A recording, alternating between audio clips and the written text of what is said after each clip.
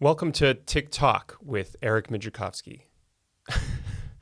Okay, we'll see how long that podcast name actually sticks. So as you can see, I've set up a little video studio here in my garage. I did it so I could record short videos, do little demos, and generally keep you updated on the state of the project. But don't get your hopes up. This is not some sort of high production values podcast. This is literally my first time recording and editing a video like this, so just set your expectations accordingly. Though if you are a podcast or video editor and want to help out, I could definitely use the help. So feel free to reach out. Think of this as one of the most niche podcasts you could possibly subscribe to. One of my favorite parts about the studio, though, is this overhead shot that I set up where I can show off what I've got on my wrist. And today I've got one of the very first Core 2 Duo watches here. So I'll get to that in a second and do some demos. I'm also going to share some updates about the project and answer some of your questions that you've asked me on Twitter and Blue Sky. But first, a couple quick updates. So since Google open sourced PebbleOS back in January, we've been working hard to get the operating system up and running on the new hardware that we're building. We're still on track to start shipping Core 2 Duos in July. And progress on the software front is going pretty well, even with a much smaller team than we had 10 years ago at Pebble. But I don't actually have to tell you about it. I can show you. So here's one of the first Core 2 Duos to come out of the factory. This one isn't sealed up yet, so you could see that there's still some tape holding the thing together. We're still testing the software, so I need to be able to take the back off and reprogram it. But as you can see, we've got PebbleOS up and running here. Not all parts of PebbleOS are working yet. For example, we haven't actually enabled the real-time clock, so it doesn't tell the time yet. But there's a lot of work still to come. It's great that it's booting, running, and we're in the process of getting what we call the Pebble recovery firmware, which is the firmware that ships with the watch when it leaves the factory and arrives to you. We're working on getting that working first, so that's where most of the focus is.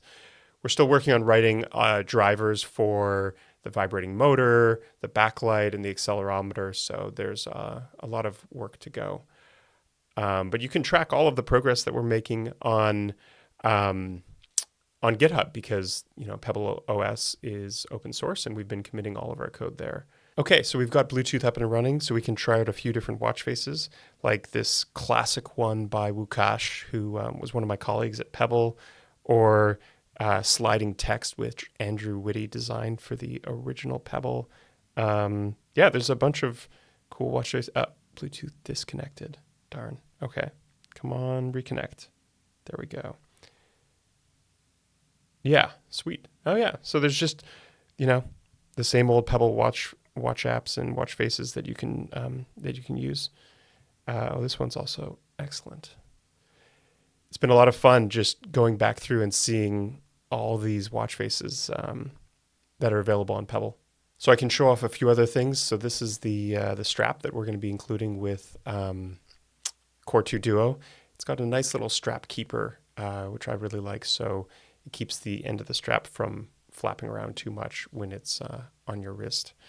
It's pretty basic. Don't get your hopes up. This is, a pretty standard silicone strap. This is the back of the watch. Very similar to Pebble 2, of course. Like I said, the tape is structural here because I haven't actually glued it closed. You can see here the speaker hole on the back. It's a waterproof speaker design. We've got the charge connector, same charge connector as on all the old Pebbles. And here's the charge dongle. So this is what we're going to be including with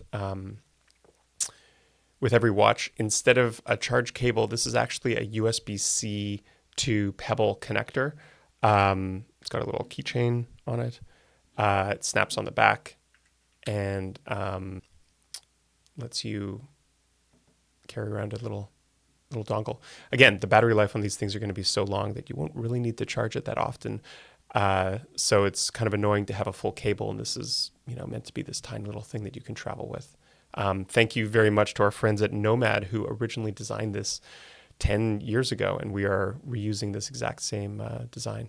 Okay, on to some of the questions that I've received from people on Twitter and Blue Sky.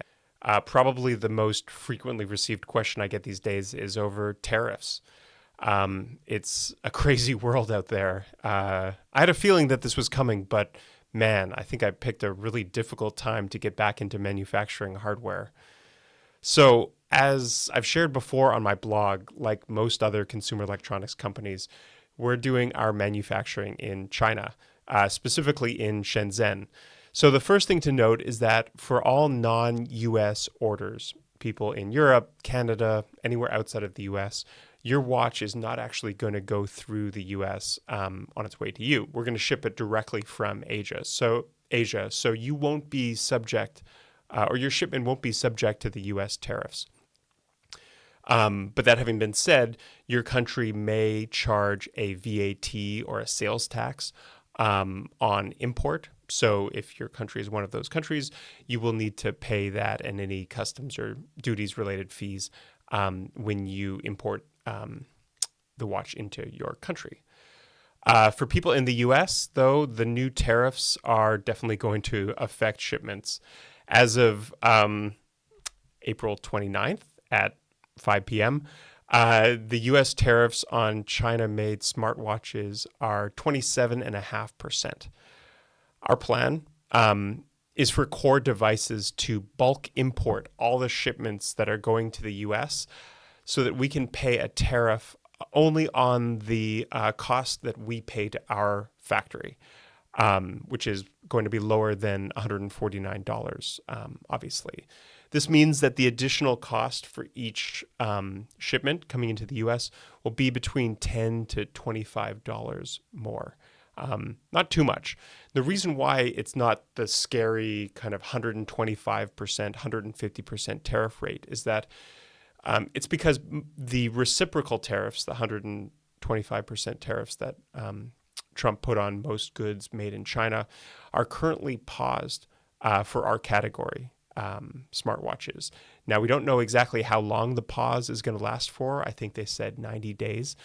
So things may and potentially will change in the future. That having been said, we're doing our best to get these things manufactured as quick as possible so that we can import them into the U.S., ideally during the 90-day pause of the tariffs. But honestly, who in the world knows what's going to happen in the future? These pauses could continue. There could be different tariffs. There could be additional tariffs. That's one of the things that makes it so difficult to work under these environments, because there's just uncertainty. We've been looking into what it would take to do some parts of the manufacturing process, like doing the surface mount technology SMT process here in the States.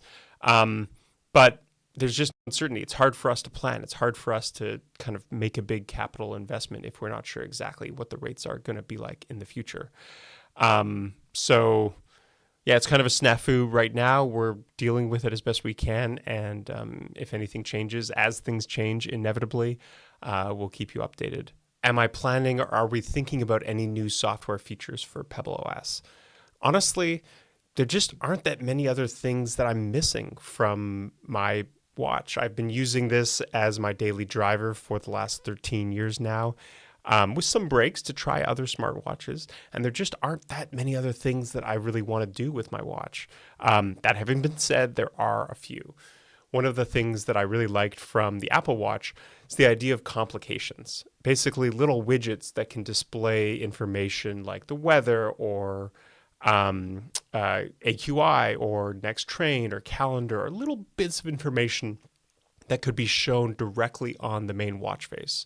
I love this. There's a few great Pebble apps and watch faces that already do this, but I'd love to make this a native system API so that each individual watch face wouldn't have to come up with their own backend system for getting information from your calendar or whatever, that the OS could just publish little bits of information that each individual watch face could choose to display, or potentially even create some sort of graphical widgeting system so a watch face could carve out space for any widget that you decide to show on screen. That would be pretty awesome. Will take a bit of work, but that's one of the things that I'm excited about adding to PebbleOS. I'd love to add a deeper beeper integration. Obviously, having built this universal chat app over the last couple of years, I'm a daily, hourly, minutely beeper user still. One of the things that I would love to integrate is chat history. So if you get a notification, you'd be able to see the past messages that you've, had with this person or in that group chat on the watch itself. I think we could do that with Beeper's help. Other fun things that I'm excited about is the possibility for AI voice agents on the watch. Already there's an app by Catherine Barry called Bobby, which is a Gemini integration. And it's great for being able to ask quick questions or get little bits of information by voice through Pebble. So I'd love to see that. I mean, it's already built, but I think and I was chatting with Catherine about this, there's lots of opportunities to kind of more deeply integrate that into the operating system. Another small thing, but it's really annoying. The clock time is too small on the notification screen. I have to kind of squint at it if I have a notification and the music app. Maybe it's because I'm 10 years older than I was last time and my eyes are a lot worse and I wear glasses when I have to read. So that's probably had some impact on it. So I'd love to make the time just a little bit bigger. And then the last thing that I had on my very short to-do list of things that I want to change is I want to make the backlight a little bit less bright at night. Or when you're in a dark area. So I think we've got a little bit of tuning that we're going to do on the light sensor for the new watches. But yeah, not too many things that I want to change. I'm excited. Are there things that you want to change about PebbleOS? Now that the operating system is open source, not only will you be able to edit and change and add new features, but if you feel the pain of something in PebbleOS, it's likely that other people feel it as well, and you might be able to find a willing developer ear and find someone who might be able to add or fix that problem in the operating system. Okay, next question. How does the latest EU ruling on smartwatch interoperability change Pebble development? So this was referring to one of the European Union Digital Markets Act's bits of information that came out about a month ago. Basically, the European Union is mandating that Apple give third-party smartwatches equal access to iOS services like the ones that the Apple Watch has access to. This is pretty cool. I've been fingers crossed for the last couple of years that some of these new regulations in Europe would actually cause Apple to make their platforms more open to third-party developers like us. The biggest thing that I'm excited by the potential here is for iOS to allow access to replying to notifications. So right now, if you have a Pebble, you can see notifications, but there's no way to reply to them from the watch by voice.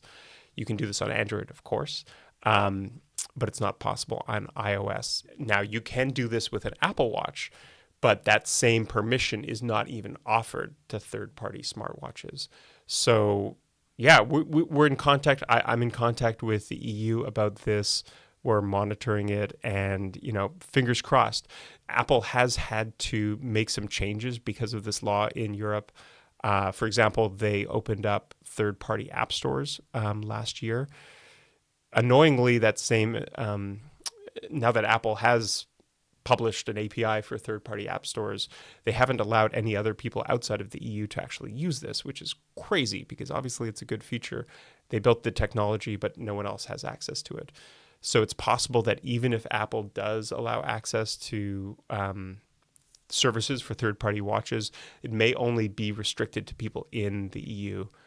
But we'll keep doing that. We'll support it if it's there. So I've also gotten the question about the company Core Devices and what are its future plans.